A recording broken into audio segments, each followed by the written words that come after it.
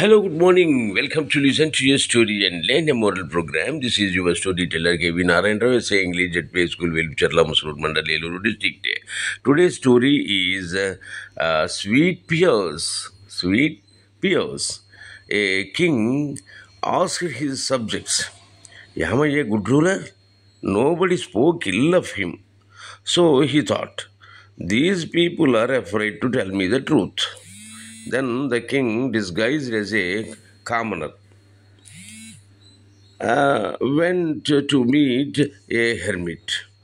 Not recognizing him, the hermit invited him into his hermitage and offered him sweet pears.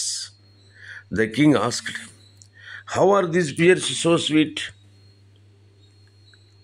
The hermit replied, "Because our king is both noble and just. If a king is unjust, all the fruits in his kingdom are tasteless." The king happily went back. The moral is the noble and the just are always respected. The noble and the just are always respected.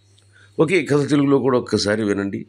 ఒకానొకప్పుడు ఒక దేశానికి రాజుగారు ఏం చేశారంటే తన ఆస్థానంలో ఉన్నటువంటి ముఖ్యమైన వాళ్ళనందరినీ కూర్చోబెట్టి అడిగాడు, "ఏమయ్యా, నేను బాగా పరిపాలిస్తున్నానా, నేను మంచివాడినేనా" అని చెప్పాను. అడిగితే వాళ్ళంతా కూడా ఎవరూ ఏమీ నోరు విప్పలేదు, ఏం మాట్లాడలేదు. దాంతో పాపం ఆ రాజుగారు ఏమనుకున్నా అంటే వీళ్ళంతా నాకు చెప్పడానికి భయపడుతున్నారు, నా దగ్గర ఏదైనా లోపం ఉంటే చెప్పడానికి భయపడుతున్నారు అనుకుని మారు వేషంలో ఊరంతా తిరుగుతూ ఒక సన్యాసి దగ్గరికి వెళ్ళాడు.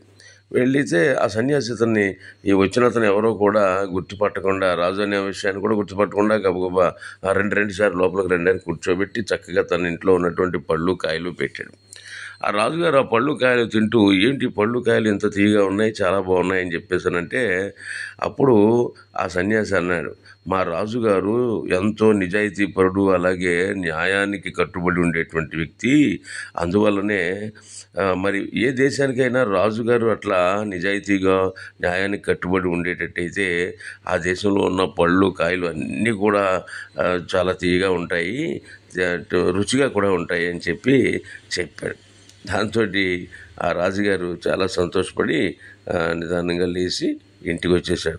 అయితే ఈ కథలో నీతి ఏమిటి అని అంటే కనుక, ఎవరైతే నిజాయితీగా అలాగే న్యాయానికి కట్టుబడి ఉంటారో వాళ్ళు ఎప్పుడు గౌరవించబడతారు, వాళ్ళకి అవమానం అనేది ఉండదన్నమాట. కాబట్టి ఈ కథానీతి మీకు నచ్చినట్టయితే మళ్ళీ వినండి. అట్లాగే మీ స్నేహితులకు పంపడం మర్చిపోకండి. మరలా ఇంకో మంచి కథతో రేపు కలుసుకుందాం. అంతవరకు సెలవు. Okay, bye.